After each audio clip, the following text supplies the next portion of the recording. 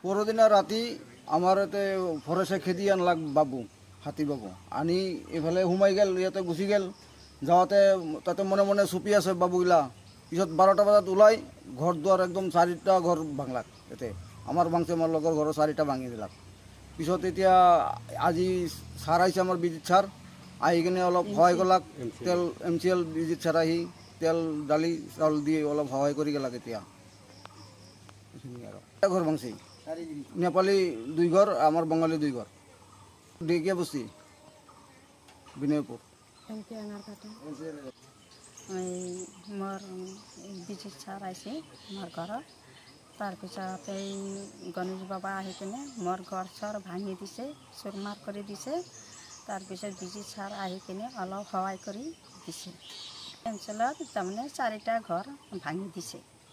আমাৰ এইখিনিতে 4টা ঘৰ ভাঙি দিছে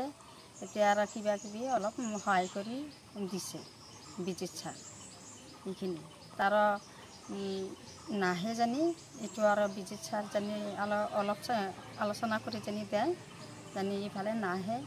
ঘৰ চৰ ভাঙি দিলে গণেশ বাবা মই কেনেকৈ থাকিম সদায় সদায় আহি থাকে এইখিনি জনাই দিলোঁ মই এইখিনি মোৰ ঘৰ আৰু আমাৰ ঘৰৰ ওচৰৰ একজন এই বাদলশীল আৰু ইফালে 2জন নেপালী ঘৰ এই 4টা ঘৰ ভাঙি দিছে যাওয়া কালিৰ তাৰ আগৰ দিন ৰাতে 12:40 আপোনালোকে ঘৰ এৰি নাযাব ইহঁতে পেট ভৰি খাই গুচি যাব কিন্তু ইহঁতে খেদি দিয়া নাই ইহঁতে অলপ যদি খেদি দিল হয়